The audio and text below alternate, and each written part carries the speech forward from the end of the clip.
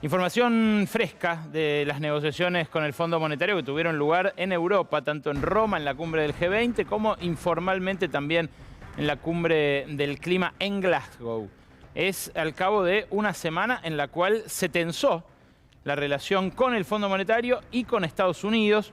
Lo recorríamos el martes pasado en la boca del propio ministro de Economía, Martín Guzmán, hasta ahora incapaz de decir la frase, por ejemplo, el acuerdo lo firmó el Fondo Monetario con el gobierno de Mauricio Macri, la responsabilidad del programa fallido fue del Fondo Monetario, una serie de expresiones que ahora, hace 10 días, empezó a usar un viraje en la posición negociadora de Martín Guzmán que responde también a un endurecimiento del otro lado. Pero en el lapso de una semana, Argentina debió tolerar primero el latigazo diplomático que representó la declaración de Mark Stanley, el futuro embajador de Estados Unidos acá en la Argentina, que comparó a nuestro país con un colectivo destartalado, un bello bus turístico que no le funcionan las ruedas. Pero el viernes, después de eso, pocos días, a pocas horas de aquello, apareció Alejandro Werner. Alejandro Werner fue uno de los responsables de aquel crédito a Mauricio Macri, uno de los responsables de haberlo reforzado luego, 3 meses después, cuando se estaban violando los estatutos del fondo. Y el viernes, refiriéndose a la Argentina, dijo esto. I think the situation in Argentina is kind of invariant to an IMF program. Argentina is not going to pay the IMF. Argentina is not going to do good micro institutional policies. The best thing with an IMF program, we will have 4 months in which they pass one review, and that's kind of it. We will go back to arrears or quasi arrears. At the end of the day, it's not going to be an instrument for good policies, and from the flow side, it's going to change anything.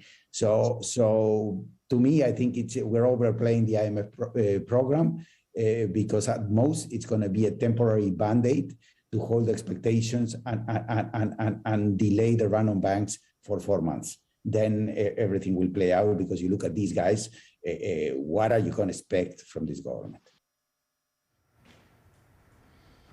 Escenas de colonialismo explícito son las que se viven. Curiosa deriva la de este señor, Alejandro Werner, que era el jefe para América del Fondo Monetario cuando se firmó aquel programa fallido con Macri, el segundo también, y que fue corrido cuando asume Kristalina Georgieva en el Fondo Monetario. Digo curiosa deriva porque Werner es argentino de nacimiento. Nació acá en la zona sur del conurbano bonaerense.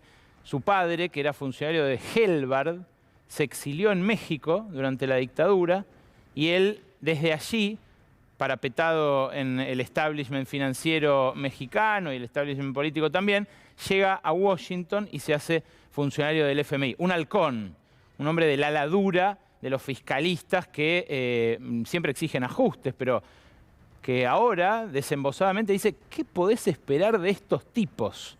Refiriéndose al gobierno de signo contrario al que él asistió con ese megacrédito.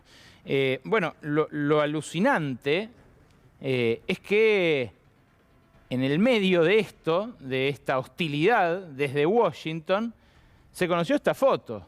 La foto en la cual el gobierno cifraba sus máximas expectativas durante la gira del presidente por Europa y esa cara de feliz cumpleaños por parte de el canciller Santiago Cafiero y el propio mandatario, cuando todavía retumbaba la frase de Stanley, ¿no? Esto de es un colectivo al que no le funcionan las ruedas.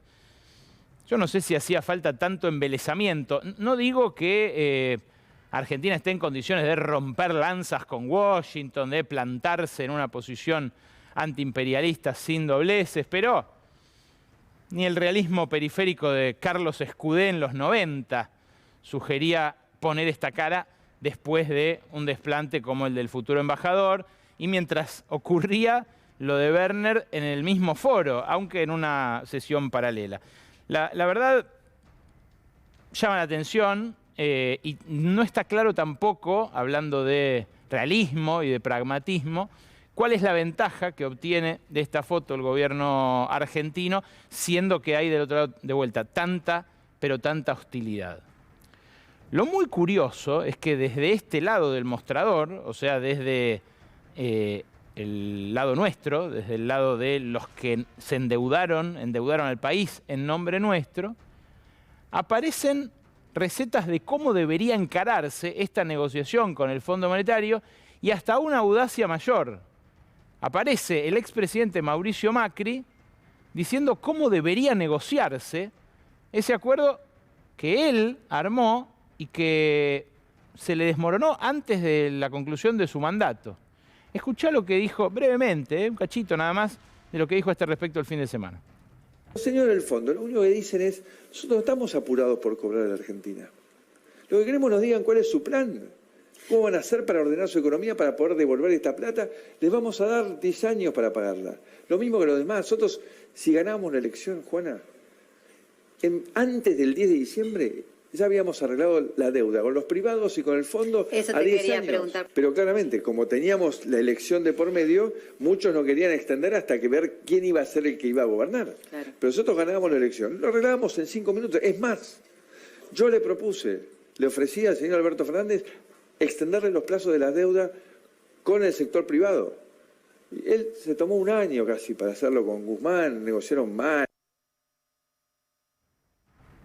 Se las sabe todas, ¿no? Es como si el conductor de un auto chocara contra un árbol, se diera el volante, se pusiera en el asiento del acompañante y a las 2 cuadras, con el auto todo chocado, yendo al taller, le empezara a reprochar al nuevo conductor que tarda en poner el guiño o que anda demasiado lento. La verdad que el nuevo conductor le metió un par de rayones más al auto, no es que está haciendo gala de un manejo extraordinario, pero es muy, muy llamativo que con esta impunidad el que trajo el problema hable de solucionarlo. Bueno, no es llamativo, es la impunidad que regala el blindaje mediático y el dispositivo de poder que sigue rodeando a Macri y que, fíjense ustedes, vuelve a soñar con él en la presidencia, porque esta presencia sostenida de Macri, sus viajes a Córdoba, a Rosario, toda su aparición internacional, ahora lo que va a hacer de volver a viajar a lo de sus amigos los jeques, es reflejo del sueño de un sector del establishment internacional, encarnado por Werner, en lo que escuchaban recién, y un sector del establishment local, de volver a verlo en la presidencia directamente a él, como el que mejor encarna esa reacción frente a cualquier intento de revertir las desigualdades estructurales que tiene la Argentina. En ese contexto es que se da la negociación del gobierno argentino con el fondo, y es donde aparece lo fresco que pudimos establecer hablando esta tarde con un par de miembros importantes de la delegación que acompañó al presidente. Hubo reuniones con todos, en Roma y en Glasgow. Estaban presentes estos dos personajes centrales en la discusión. Janet Yellen, la secretaria del Tesoro, que ahora la tiene a rienda corta, a Kristalina Georgieva, y David Lipton, otro de los signatarios del acuerdo de Macri con el Fondo Monetario, que ahora asesora, mala suerte que tenemos, ¿no? Ahora asesora a la jefa del Tesoro en Estados Unidos como su brazo internacional. Lipton también fue responsable clave, en el caso de él era el subdirector gerente debajo de Christine Lagarde, y es quien le habla al oído a la que le da las órdenes a Kristalina Georgieva. ¿Cómo están las cosas? Bueno, las reuniones no fueron buenas. En lenguaje diplomático, tanto Georgieva como Alberto Fernández como Guzmán dijeron, cuando comunicaron los resultados, dijeron, fueron buenas reuniones. Bueno, en lenguaje diplomático, buena es paradójicamente sinónimo de mala, mediocre tirando a mala. Si no, dicen extraordinaria reunión, gran reunión, productiva, fructífera reunión.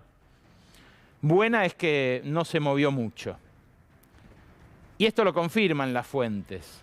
A pesar de que la última reunión que tuvo Guzmán con Julie Kozak fue más prolongada y se habló de temas ya más concretos, es evidente que Washington está más hostil, que no quiere ceder en función de lo que exige Argentina, que es, che, vos violaste tu propio estatuto para darle esta montaña de plata a Macri, ahora cambia en algo la refinanciación que solés ofrecer para aliviarle un poco esa carga a la Argentina. Nada de eso por ahora. Biden no le está dando prácticamente bolilla a Latinoamérica, no le interesa, tiene que recomponer en Estados Unidos.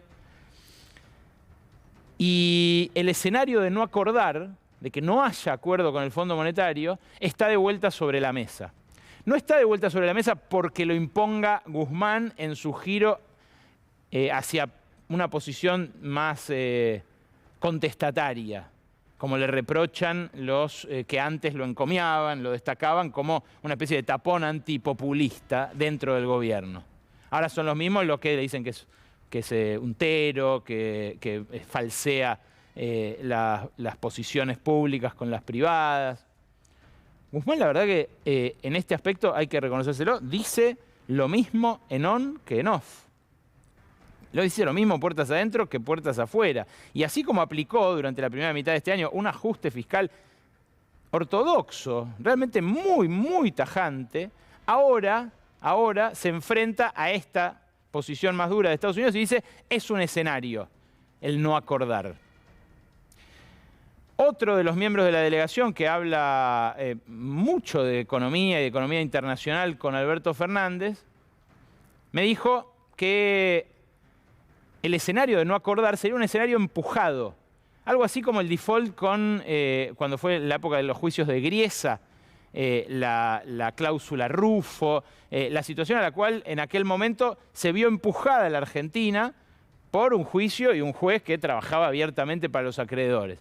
Bueno, el gobierno no está construyendo el escenario de no acordar. Dejó caer la querella criminal que había iniciado contra Macri y contra los que gestaron esta deuda, no convocó a la gente a opinar sobre esto, no metió el tema en la campaña, ahora se metió solito. ¿Y qué dicen en el gobierno? ¿Qué costo pueden exigirle que pague al Fondo Monetario por haber violado sus normas al prestarle a Macri? 3 cosas. Una, que el fondo devuelva los DEG, la moneda del fondo que emitió para asistir a los países por los efectos de la pandemia. Claro, Argentina entraron y salieron porque se fueron en el vencimiento. Ayer volvió a haber un pago de intereses. En diciembre hay un nuevo pago. Lo que dicen es, esa plata, si firmamos, les vamos a pedir que nos la devuelvan. O sea, que haya 4.000 millones frescos para la Argentina, que fueron los que no se pudieron usar, que todos los demás países sí pudieron. El segundo, un refuerzo adicional de las reservas.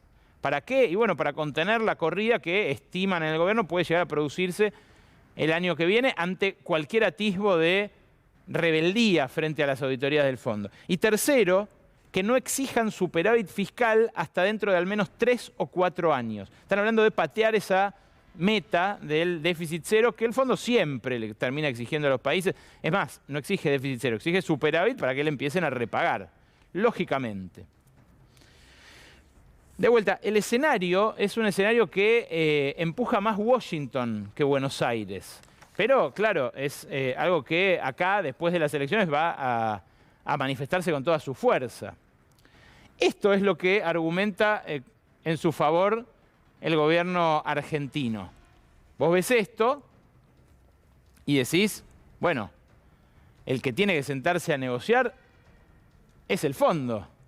¿Por qué? Bueno, porque Argentina representa más del 60% de la cartera prestada por el Fondo Monetario a todos sus clientes del planeta. Ahora, no es tan así, porque el fondo no es que va a quebrar si no le paga Argentina. El fondo es un club de países ricos que nació en la segunda posguerra mundial para sostener la hegemonía estadounidense sobre todo Occidente. Es cierto, uno ve esto y dice, che, qué fuerte, ¿no? Todo eso rojo es Argentina. Los otros son los demás países que le deben al Fondo Monetario.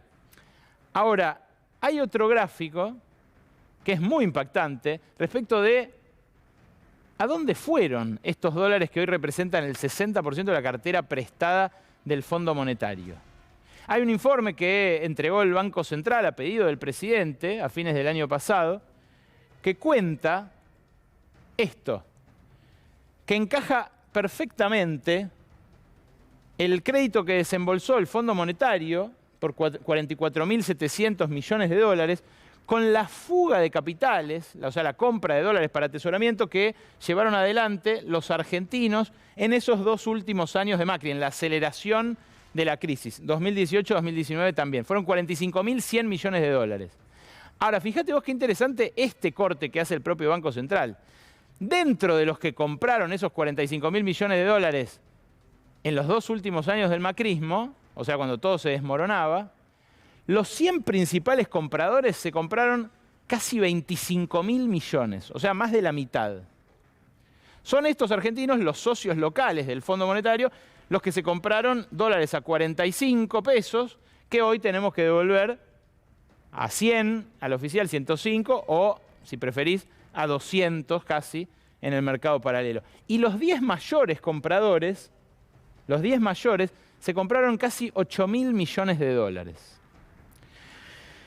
Los nombres, claro, el Banco Central no los publicó, pero sí los publicó Horacio Berbisky, cuando poquito antes de la cuarentena más dura, ya por abril, mayo del año pasado. Están todos, están todos. No se puede hablar ahí de enemigos de este gobierno, de amigos del anterior, son los que siempre son amigos de todos. Hay Eskenazi, hay Brito, hay Wertheim, hay Catena, hay Ayerza, hay Escasani. Está Mauricio Filiberti, el nuevo dueño de Edenor, cuyo vocero ahora va a competir por la presidencia de Independiente. Están los Brown, está Urquía. Bueno, un montón de gente. Siguen las firmas, como dicen las solicitadas, ¿no? Y en este contexto se dan los últimos escarceos preelectorales. Ahí es donde aparece una elección incierta, hostil para el oficialismo, que le dio un cachetazo en las PASO, que se expresó una bronca tremenda contra todo el sistema político, pero donde una serie de medidas que rompieron con la lógica del ajuste de la primera mitad del año ilusionan al oficialismo con remontar. Ayer Artemio López, en su consultora X, publicó estos números. Es la intención de voto en la provincia de Buenos Aires con proyección de indecisos. Hay 2 puntos de ventaja para Juntos sobre el Frente de Todos, pero está prácticamente dentro del margen de error. Algo parecido dio, aunque con más diferencia, con entre 4 y 5 puntos de diferencia, dieron otras consultoras, dio Management and Fit ayer, dio hoy otra consultora, Proyección, si no recuerdo mal. Bueno, se mantienen los partidos de fuera de la polarización con buenos caudales de votos, la izquierda y la derecha, digamos, Nicolás del Caño y José Luis Espert, se hunde Randazzo, que no sabemos si va a entrar o no. Pero lo más interesante de esta encuesta es lo que muestra como preocupación la gente. En la siguiente placa lo vas a ver porque está clarísimo que el clivaje hoy es el bolsillo, es económico. Ahí tenés la inflación y el precio de los alimentos más que duplican como preocupación a la inseguridad, que es el segundo ítem en importancia con el 18%. Fíjate que el coronavirus aparece ahí abajito con el 1,5%, vacunación mediante, y fíjate también que otros problemas estructurales, la salud, la vivienda, la educación, todos tienen menos del 5%. El tema es, no alcanza para llegar a fin de mes. Y esto no se revierte en 2 meses entre las PASO y las definitivas. Lo que sí aparecen son gestos, y ahí aparece Roberto Feletti, por ejemplo, ¿no? Que la última semana consiguió frenar el envión tremendo de los precios, pero hoy las estimaciones que salieron de inflación para octubre muestran que la inflación volvió a estar por arriba del 3% en octubre. Hoy lo midió la consultora de Marina del Poyeto, EcoGo, lo midió también la consultora de Orlando Ferreres, que da un indicador anticipado de inflación. En definitiva, lo están relevando todos los que se anticipan a la publicación, gremios incluso que lo hacen también para negociar los salarios de sus afiliados, de sus adherentes. Roberto Feletti consiguió ayer fumar la pipa de la paz con Chango Más, que venía resistiéndose. La cadena de Francisco de Narváez, la ex Walmart, venía resistiéndose a aplicar los precios cuidados. Pero el fin de semana, curiosamente, sacó una foto con Fernanda Vallejos. Fernanda Vallejos, que es la diputada que le dijo mequetrefe y ocupa al presidente Alberto Fernández, miren lo sonriente que salió junto a su nuevo secretario de Comercio. No solo la foto de los dos sonrientes ahí en el Congreso, sino lo que llama la atención es el tuit. Esta semana nos reunimos los diputados y diputadas del bloque de diputados, todos con Roberto Feletti, espalda con espalda. Con la comida del pueblo no se jode, puso Vallejos. En la delegación de Alberto Fernández me dijeron, no le damos importancia, es una anécdota, pero bueno, vaya desautorización de un funcionario que aspira a un cargo de mayor rango respecto del jefe de su espacio, el presidente de la Nación. ¿Es el jefe del espacio el presidente de la Nación?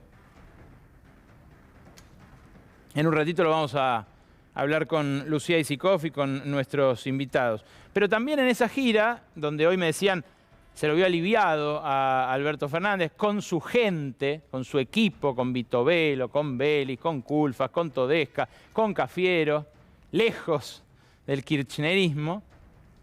Ahí se dio el anuncio de la mega inversión en hidrógeno verde de Fortescue, esta compañía australiana que presentó Agustín Pichot. Acá lo ven, a Pichot junto con Cafiero, con Culfas y con Todesca, haciendo el anuncio de esta inversión en hidrógeno verde, que de concretarse sería muy positivo para los encadenamientos que genera en INVAP, en INPSA, para lo que puede disparar como innovaciones vinculadas a energía verde en Argentina, pero que la verdad, a priori y a 12 días de las elecciones, y trae el recuerdo de aquellos 4.000 millones de dólares que iba a invertir China, ¿se acuerdan? En 2004, en trenes, lo anunció también Alberto Fernández en ese momento, nunca llegaron aquellas inversiones.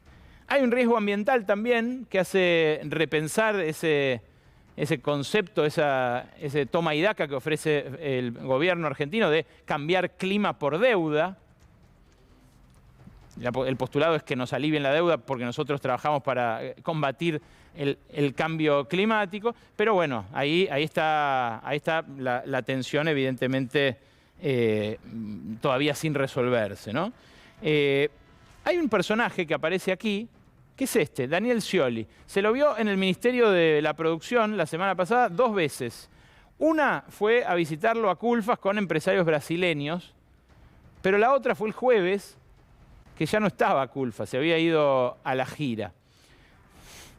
No creo que se esté probando la silla, ¿no? No va a ser tan burda la cosa, pero hay muchas versiones sobre esto. Y también en el vértigo de esta previa electoral aparece Mansur, deslucido completamente, el jefe de gabinete que traía volumen político a la coalición, desdibujado por esta gira del presidente y en esta negociación tan crucial como la que mantuvo Martín Guzmán allí con el Fondo Monetario. Él viajó, el viaje que hizo a Wall Street no tuvo buenos resultados, tampoco, no hubo ningún destrabe, y bueno, después medio que quedó en la nebulosa. Claro, hay una gran protagonista que es Cristina Fernández de Kirchner, de quien, de vuelta, en un ratito vamos a conversar. Hay quienes dicen ya tiene decidida la hoja de ruta del día después del 14 de noviembre. Por ahora se mantiene en el más estricto secreto. Pero alguna pista quizás acá te damos. Quédate con nosotros.